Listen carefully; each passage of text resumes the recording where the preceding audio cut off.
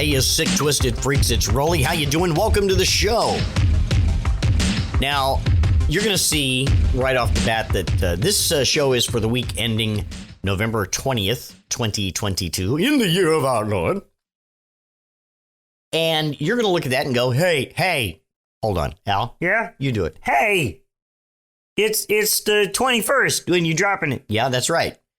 Yeah, because I've already done this show once or twice, and we had a major malfunction, and I had to do it again. So this is for the week ending 11/20, but it's 11/21, and we just changed time zones or pod zones. We changed pod zones where we had to go back an hour, and now we're forward another day.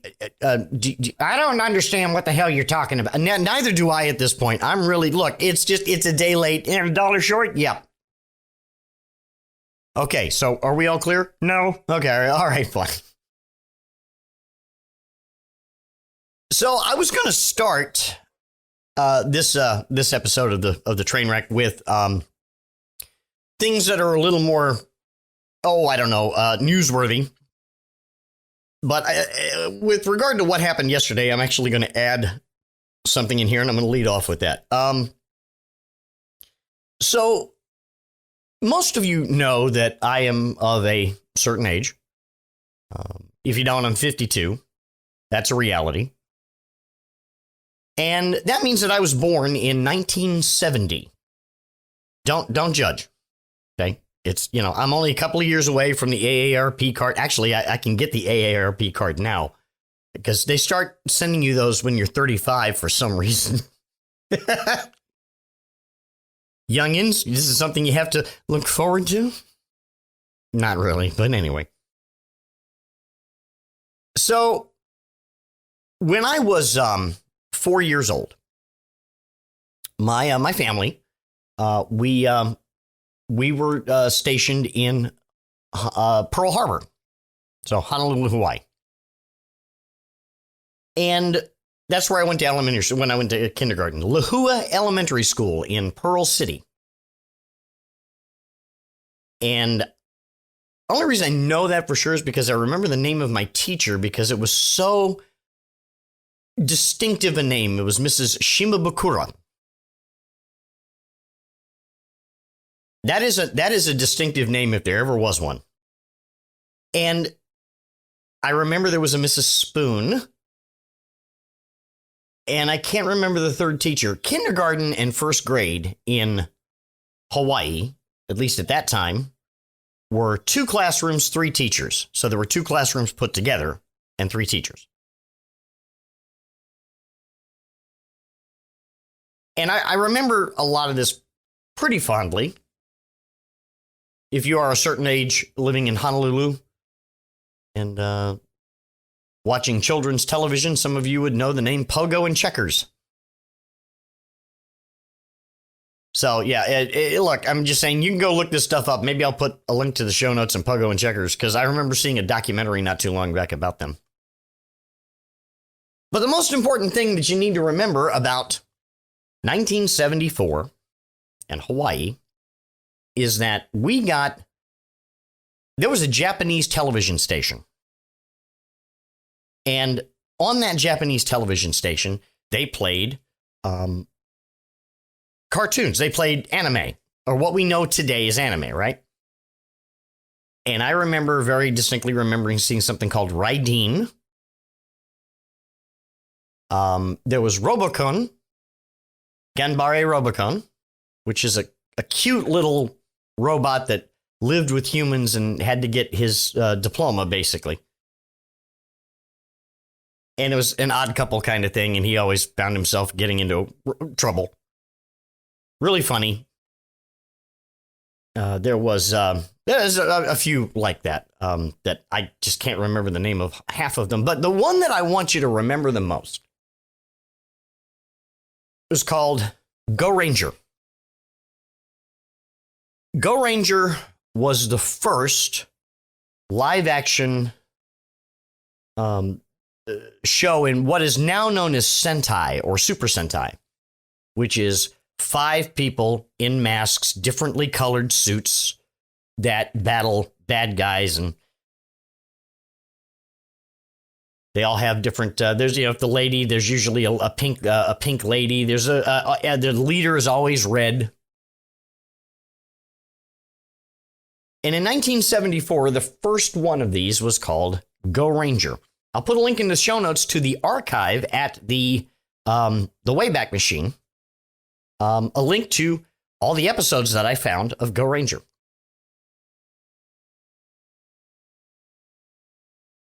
So in 1974, this was one of my favorite things ever.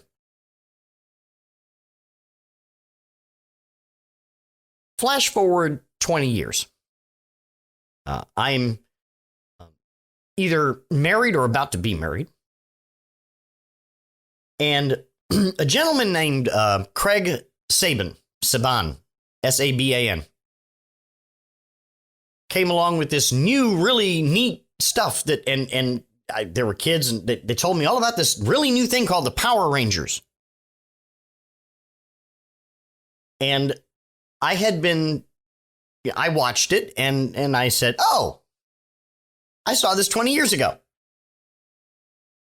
And people looked at me like I had another head. And I explained. And back then, I don't think that the kids knew that what they were doing was they had found footage, basically, of found footage. They were repurposing footage from what was called Zoo Ranger, which is a later on sequel. And that's where the Zord and Megazord and all that comes from.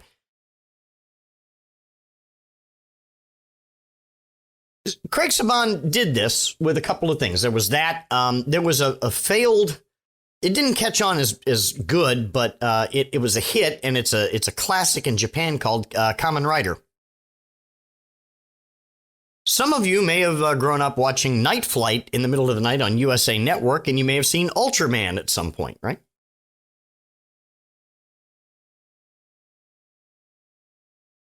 Although Ultraman is more takuatsu. But again, back to Sentai, which is, the 4 or 5 people in differently colored suits fighting bad guys.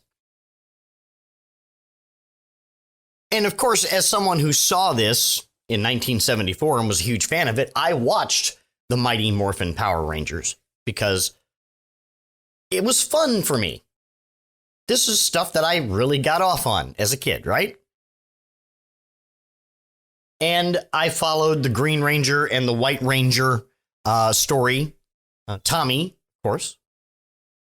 And Tommy, of course, came back in other episodes or other sequels of Power Rangers.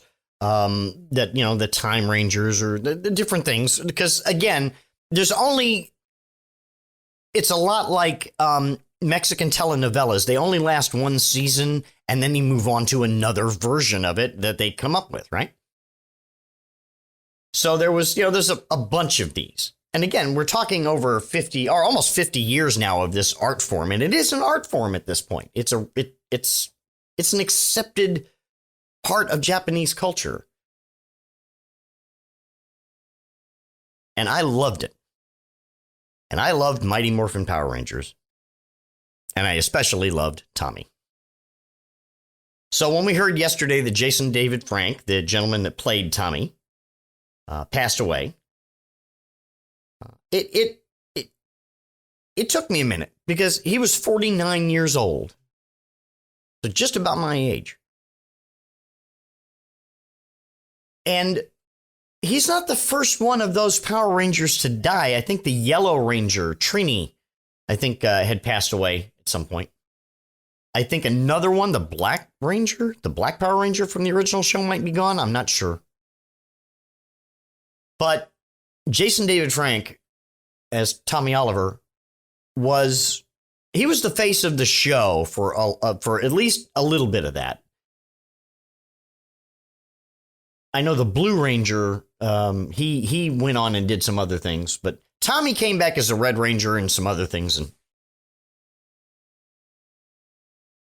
as we understand it, that Jason David Frank took his own life, and that's horribly sad.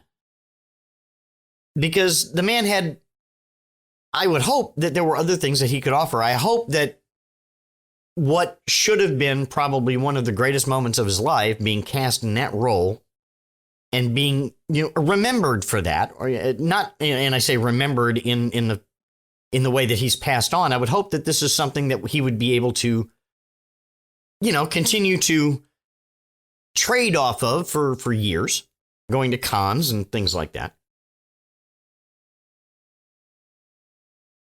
You might not think that Mighty Morphin Power Rangers is as big a show and as worthy of con respect as things like Star Trek or Star Wars or Doctor Who, but it is.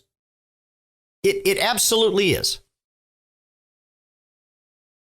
And I just find it absolutely sad that Jason took his own life, and it made me very sad, because you would think that. Well, I don't know, with people like Robin Williams, who, he was smiling and cracking jokes all the time. You never really knew what he was dealing with on the inside until it was too late. And I'm assuming it's probably similar with Jason.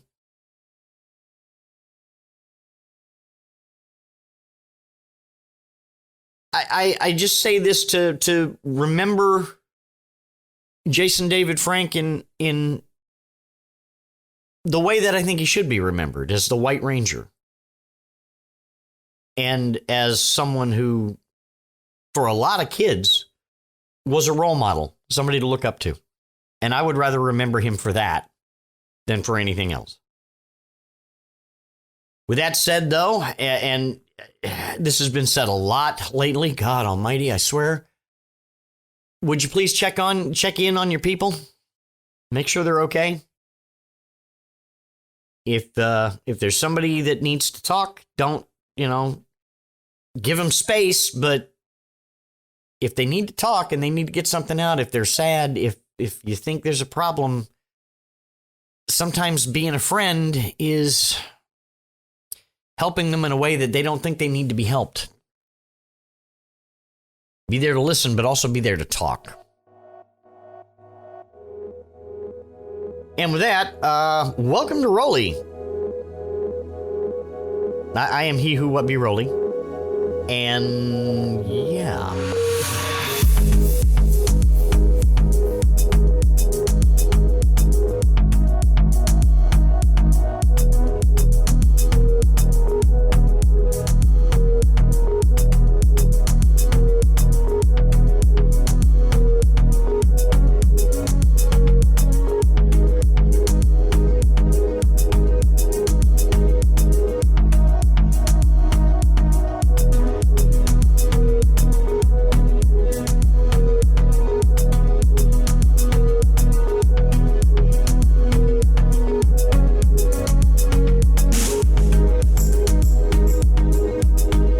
So, having done all of that, let's get to the meat. We're going to navigate to the meat? Yes, we are navigating to the meat right now.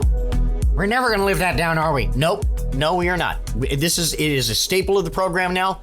We will always have meat to navigate to, so let it be written, so let it be done. What? Never mind. Don't worry about it. So, we had an election. Did anybody hear about this? Did you? Let me ask you this, just as an aside, and tell me, just show of hands, has your email and your mailbox and all of that, text messages, has it, did you hear it like gasp for relief, just, after the election was over, because it just got stuffed full of, vote for me, send me money, they're bad, we're good. Did it drop off? Did you notice it drop off? Because now they don't need you. Except unless you live in Georgia. If you live in Georgia, you're probably still getting it for a couple of weeks, right? And yeah, so we got the Senate is still Democratic. The Democratic Party held the Senate. It's 50 to 49, and with Georgia still to be played. So. And look, can we just talk about this for a second here? Georgia, listen to me, Georgia. It's just you and me right now. I feel the need. No, come here. I'm not going to hurt you. Come here. Do are you seriously considering voting for the guy with water on the brain? Are you doing that? Are you seriously considering voting for the guy who got hit in the head one too many times on the football field? Are you seriously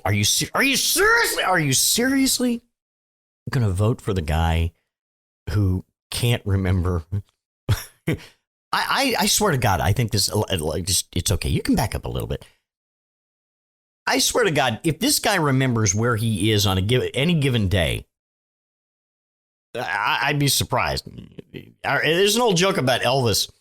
Why is Elvis fat and delusional?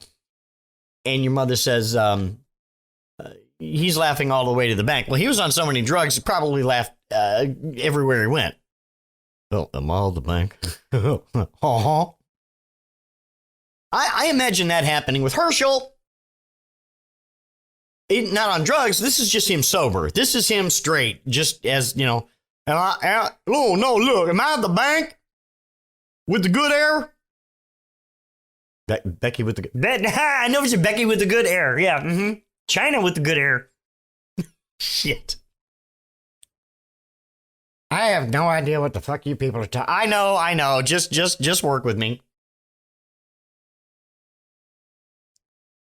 This is a guy who's been pile drived repeatedly over the years. Okay, he's look, take nothing away from him. Dude is a legend. Okay, on the football field, and I would just like to remember him in a nice way as being Herschel Walker, football legend. Now, I'm not as into football as much as I used to be, and the reason why I am is because are you watching Herschel? Are you paying attention to him? Because, I mean, he's like that. Football did that to him. And I'm just waiting to see where I need some water. Where are my pants? Waking up in a strange place, don't know who you're going to take me to the huddle house. No, I'm not. No, I'm going to take you to the clinic. Apparently. You.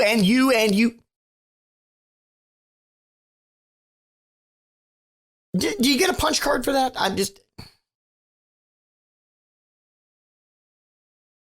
You can't seriously be thinking of voting for this guy because, look, if you want someone pliable that will do what you tell him to do, I would think that Herschel's probably open to suggestion. Susceptible. Like Khan with the bug in the ear for Chekhov in Wrath of Khan. The little bug that he put in the ear. Susceptible to suggestion. I would assume that he will do whatever you ask him to do because is he going to have his own thoughts? Maybe, but they're not going to be like fully formed. It's going to be something like Reagan, there was like something about umbrellas and laser beams, and it's going to be kind of like that. Now, if we're going to talk about people that have been hit in the head repeatedly, I would rather vote for Mick Foley because he sounds like he's at least got something together. But this guy, which way they go? What round is it?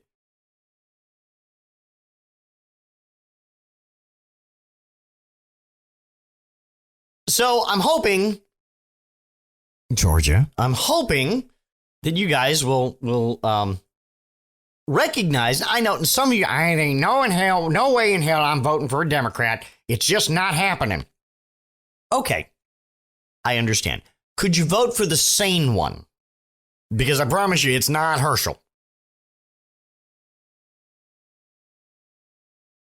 Now, on the other side of things, of course, the GOP now have control of the House. It's going to be a very narrow majority. But now that we know that the GOP is going to take the House and that someone other than Nancy Pelosi will be Speaker of the House, whether or not that's Kevin or anyone else that, because Kevin does not have a lock on this. Kevin McCarthy does not have a lock on this. He might think he does. He might wake up on January 3rd and go, what the fuck happened? Because all he has wanted to be is Speaker of the House. And I'm just saying, if there's a just and verdant God, what's going to happen is that's going to get taken away from him by someone even more batshit crazy than, well, I have to back that up. Kevin's not batshit crazy. He's just malicious. Marjorie Trailer Park Green, on the other hand, she's batshit crazy. Lauren Boebert is batshit crazy. Matt Gaetz is batshit crazy. Right? So somebody from that wing over there, the what the fuck wing of the Republican Party, they might try to be speaker. And yes, McCarthy thinks he's got enough votes, but when people get together to vote for things like that in the House of Representatives in January, I mean, there's a precedent that's been set now. That, shit might not happen the way you expect it. But one thing that we do know for sure is that the next 2 years are going to be a festival. Do you remember a few years back that the perpetual boner for Hillary Clinton that the Republican Party has, it reached its kind of apex, its most turgid point. So because Benghazi and emails and Benghazi and Ben mails and Ghazi. That's what the next 2 years are going to be like. And it's going to be all sizzle and no steak. They're going to just, they're just going to have hearing after hearing after hearing that, they're fairly sure somebody did something wrong because somebody told them that. And they heard it on Fox or Newsmax or OA. It was one of those. And because, they heard it from them and Alex over in the corner. Yeah, no, we have it. We have the documentation for us. Now, we know everybody in the executive branch are lizards. We have it. We have the documentation. I got no money, but I got the documentation. Oops. Yeah, that's what's going to go on here. They're going to take what we will call Republican facts.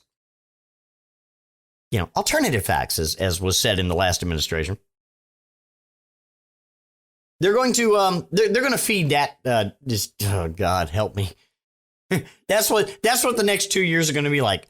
No policy, just endless investigations, because their feelings don't care about your facts.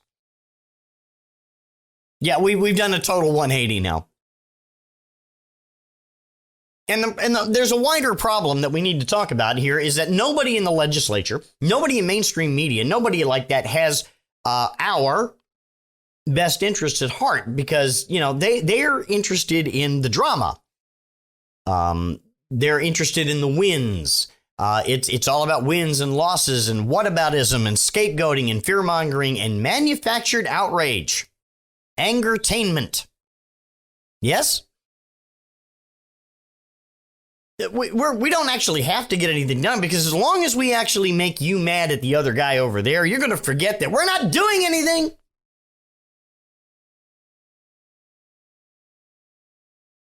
So when somebody on, like the Biden administration or anything says, where's their plan? That's they're being serious. Where is the Republicans' plan to do anything? Well, we had the commitment to America. Yeah, that one, the postcard. Yeah. Uh-huh. It just says that we're going to do this and that. How? What's the plan? How? Because all you've basically convinced us of is that, we want more freedom. And rich people more money. And we're going to get rid of this and we're going to get rid of that. And we're going to have investigations and we're going to do, okay, great. Yes. We're going to take people that actually called us on our bullshit off of, committees. because their feelings don't care about your facts. So that's the next 2 years, right? So the Republicans in the House are going to come up with, and we've done this before, because there was a point in time when the Democrats held the House and the Republicans held the Senate. Nancy Pelosi and the Democrats would pass bill after bill after bill after bill, and they would go to the Senate where they would die because Mitch McConnell. So now we're going to have the exact opposite. We just flip the script on this, right? Kevin McCarthy and the Republicans are going to try to do attention-seeking bills, right? Performative bills. Which, you can make the argument the Democrats did that too. I have no trouble accepting that. But they're going to go to the Senate and die because Schumer. Unless Schumer, is a little more pragmatic that said, well, we can do some of this over here and we can do some of this over here. I'm sorry, I have to turn the page to my notes. And then we can do some of this over here and more of this over here. But we want all reasonable Republicans, all reasonable Republicans to help with us. And Mitch is in the back going, I have no idea what you're talking about. What you're talking about. Jesus Christ. They do repeat themselves, trust me. I don't know why. I don't know why. You gonna do it again? I don't know why. I thought you were gonna, yeah. Just remember, as we come to the end, and pay attention now, especially, as we come to the end of this year, the end of Democrats holding both houses. The last few weeks of the year, before the change on January 3rd, we have a budget that we have to pass by December 16th. We have stuff that we have to do by December 16th, or we're going to have a government shutdown. The government's going to run out of money. And I can't remember if they're saying that we haven't done a budget or we're going to do a CR or anything else like that, but please remember that we haven't done an actual budget in years, as far as I know. I think we have been kicking this can down the road for years, maybe even a decade, maybe more, because we can't get an actual budget done because nobody wants to solve that problem. That would mean being accountable for something. So we kick the can down the road a little bit more, and we go, you know what? At January 3rd, in this case, we're going to do another CR. And by the time we get back, I'm retiring. I'm not going to be in Congress. I'm out. I'm Liz Chaley, and I approve. Chaley? I'm Liz Chiclet, and I approve this mess. What?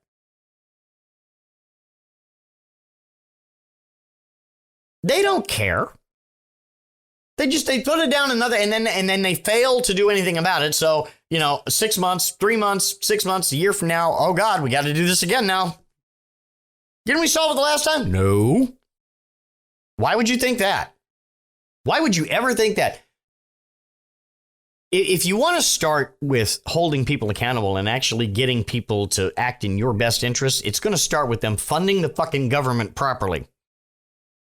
Instead of CR after CR after CR. Or omnibus bills. Because omnibus bills, they can put stuff in it that it wasn't there when they wrote the bill, but they'll file in an amendment or do something else, and then they'll put like a little poison pill in there, right?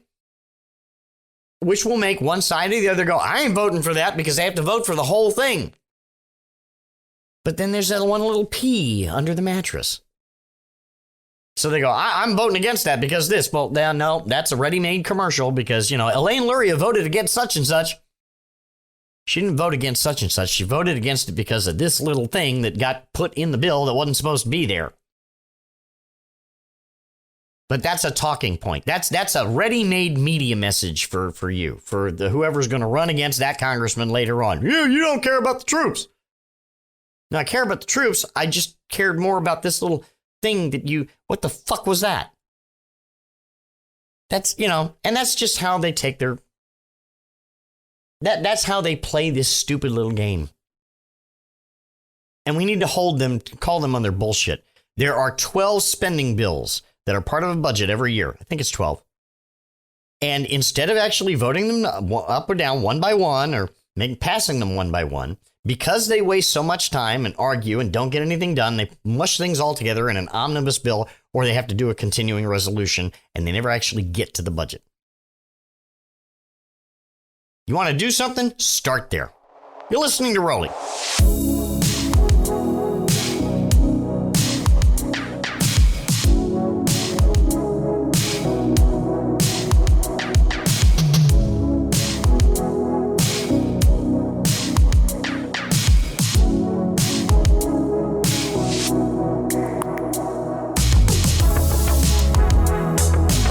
Finally, oh yeah, I know. Don't get too excited. I am a huge soccer fan. Soccer, the sport of the future since at least 1974. If you've heard that before, you'll enjoy hearing it the next time too. Probably on something like Men in Blazers, which I think is where it comes from. Men in Blazers is a great soccer podcast that if you're interested in soccer at all, get it because it's funny. We are now in World Cup 2022, for those of you that want to admit it, because Qatar, whatever you call it, that country over there, we had to do it in November because you can't do it in June when you normally do the World Cup because, holy shit, have you seen the temperatures in that country in June? That would be sending, all these countries off to their certain deaths. So yeah, we did in November when it's, basically 80 degrees outside and maybe cooling off a little bit at night. Because desert, basically. I am a soccer fan from way back. I am part of that age group that started playing youth soccer in the 70s. I played a little soccer here in Virginia Beach before we left for Cuba in 1980. I played for 2 years on Gitmo's youth soccer teams. Part of two teams, the Racers and the Jaguars. The Racers were fantastic. We had a redneck coach on that team. And the first game, they kick off, the ball's coming towards me, and the redneck coach says, "Pick it up, Chris." So I did. "What are you doing?" So you said pick it up. I never made that mistake again because I knew handball, but you're telling me pick up the ball. I understand what he meant after that. Pick it up meaning, get it. Don't tell me I'm a little bit too literal at 10 years old for you. Okay? Can we talk about that? The second year, my coach was a guy named Kuntz, Eric Kuntz. And soccer was like one of the chromosomes for him. It was there was, the one that gives you blue eyes, black hair, and soccer.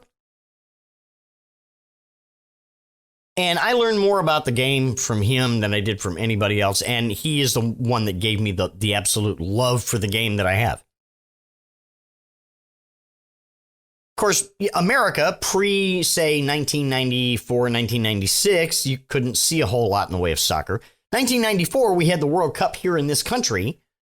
I know that because 2 weeks later, I went to a Pink Floyd concert at RFK, and the soccer game had just been there. What? In June, right? And in July, Pink Floyd.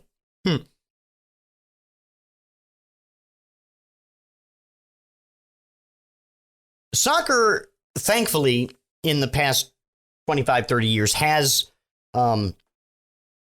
enjoyed more success in this country. People are actually watching it. People are watching MLS. I'm a huge Seattle Sounders fan.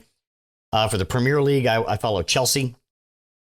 And I always root for, I try to root for the American men in the Men's World Cup. But can we just be honest here? Team USA, not so much. Team USA women, hell yes. Because if you don't know, the women are the only people, Team America, that go, Team America, fuck yeah. Yeah, got it, yeah. The only USA national team that has actually won a World Cup are the women 3 times. Most bros They can tell you when they actually started watching soccer because they were actually watching it one afternoon when Brandy Chastain won a soccer game on penalty kicks and ripped her shirt off. Oh, maybe I need to watch more of this. Women's soccer, and you can disagree with me or not, and you're more than likely, you're more than welcome to be fucking wrong, but women's soccer has done more for the game of soccer in the United States than anything else. It is the women's team that made soccer popular in this country. You can dispute it all you want. You're wrong. That is the truth. The men haven't done shit. And yes, I know, Landon Donovan is the Babe Ruth of soccer here in America. Alexi Lalas, you see him on TV all the time. You see, great, yeah, fuck it, whatever.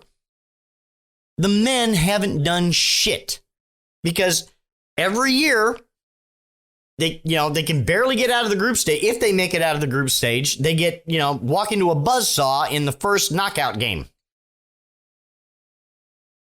I cannot remember if they've gone anywhere past the first knockout game. Maybe the second, but that's it. They might have gotten to the semifinals, but no. If they made it to the semifinals, I would be absolutely surprised because, again, and I may have mentioned this previously, the men's team hasn't done shit. The women, as much as some of you people don't want to talk about Megan Rapinoe, she's done more for soccer in this country. Carly Lloyd, Megan Rapinoe, right? Hope Solo. These people made soccer in this country. And the whole pay dispute that they've had over the years, which thankfully has been solved now. The women needed to be paid more or paid equally. So they weren't at all. So this is the time of year. Now, the 30 days that constitutes the World Cup is the don't fucking bug me period of every 4 years. My wife is, and I love baseball, and I don't watch football so much anymore because I just, again, as I mentioned with Herschel, I feel bad about watching a game where people are actually destroying themselves.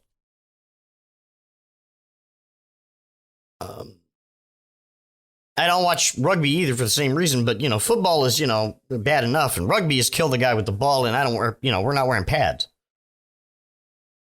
But that haka that the All Blacks do are great. We'll catch the pre-show and then change the channel. Because New Zealand's on, I'm going to watch that at least and then go. Yeah. But every 4 years, there are times when, basically my wife becomes a widow for that period of time. The 2 weeks that the Summer Olympics are on and the 30 days the World Cup is on. And it's don't fucking bug me. Don't do it. Now, Qatar is the venue nobody wanted, honestly. I mean, it was corrupt as fuck, but we're here now, so we need to live with it. Some of you yesterday were all pissed off prior to the kickoff of the game, and Qatar and Ecuador played the first game. Host country usually plays the first game. And you're all pissed off because, well, you can't buy a beer at the venue. Turns out you can if you buy one of the corporate skyboxes. So to have a beer at one of the venues in Qatar for the World Cup is going to cost you $22,000. That better be good beer. But if you're a regular schmuck like me, you can get Bud Zero, which has no alcohol. No. And because first it's Bud, it's only beer in name only. And secondly, he's got no alcohol. Is it really beer? But why are you upset now? It's a Muslim country. You thought did you really seriously think this was going to happen? Have you been paying attention? It's a Muslim country. No.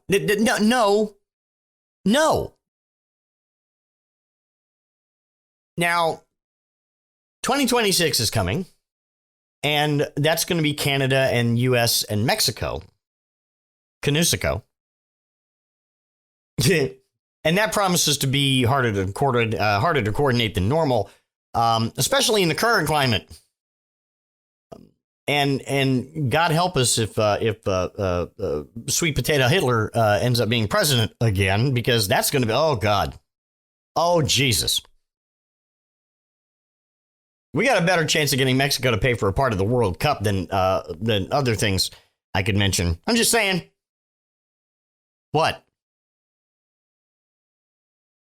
I'm hoping, and I don't think DC is going to be a venue this time because, well, let's be honest. Actually, I don't even know if RFK is still even there.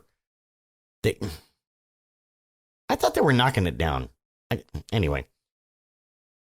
By the time it gets there, it may not be there. Maybe they'll build something else. But I think the closest venue to where I live in Virginia Beach is going to be Charlotte or Philadelphia for World Cup games. So, and there's going to be across the country venues for that. So it's not just going to be on the East Coast. There's going to be some over in San Jose and California, stuff like that. Seattle. I believe Lumen Stadium, where the Seahawks play, is going to be one of the venues. And then, of course, you've got places in Mexico. So I'm assuming Toronto, they'll have something there. Montreal, there'll be different places. You've got over in Vancouver. They have an Olympic stadium there from the Winter Olympics, so they could probably refit to be soccer if they haven't already. I have friends that live in Vancouver. They'll probably tell me. And then wherever they do in Mexico, Mexico City, of course, different places. I'm looking forward to see how they do this. Because generally, again, unlike Qatar, where they had to build all this stuff, the stadiums in this country, they're already there. So there probably shouldn't be a whole lot in the way of infrastructure that needs to be built to handle this. Also, unlike an Olympic year, an Olympic city that has to build a bunch of stuff if they've never had an Olympics before. Personally, if you really want to solve all these problems, FIFA, IOC, if you're listening, the answer to the question came along in 1979 or 1980. There was a cartoon movie that came out around that time, and it was a lot of the folks from SCTV and Saturday Night Live and stuff like that were the voices for this, and it was called Animal Olympics, and it was all the animals, and they went to Animal Olympic Island, and all the venues were there, right? If you really want to solve the problem, and I know this won't work because I understand that you guys want the tourism dollar, but the tourism dollar is it worth all the other headaches? Right? I mean, Rio in 2016, Rio only did it by the skin of their teeth. And all those places are now burned out hollow shells because Brazil. I think one of them is like squatters' apartments now. But I remember seeing, we're talking urban decay on a massive scale here. What about Athens? We're talking urban decay. I'm kidding. Not really. Build a place. If you build it, yeah, right. Look, build a place. Olympic Island. Make it also World Cup Island, right? Soccer stadium. Build one there, right? You're making man-made islands in Dubai right now. The technology exists. Build a fucking island for this, right? The tourist the airlines and the cruise ships will love this, right?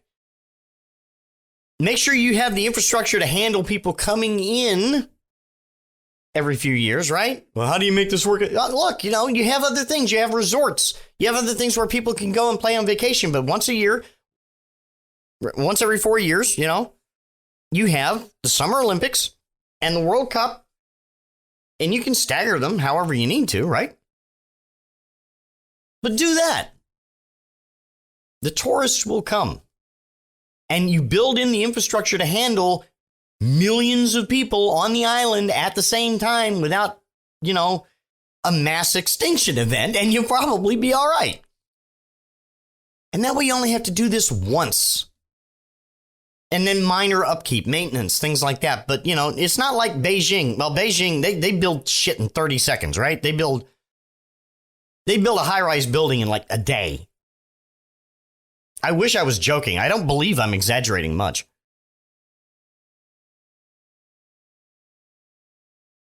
Why don't they do this? And then, if you really want to make money off of this, not everybody wants to watch the Olympics. Not everybody wants to watch the World Cup. I would be willing to pay for access to watch the events that I want to watch, or watch the whole thing. Right? So you make a streaming channel for this and subscribe to it, or do pay-per-view. Right? Not only would you actually, make hand over fist with that, you might actually be able to pay off the debt that you incur building this shit. Because I think enough people would actually want to buy that. So, those are my thoughts on the subject. I mean, make it a permanent venue. Pick one. Pick a place. Build a place. If you don't want to build a place, pick a place. A place that already has all the stuff there, right?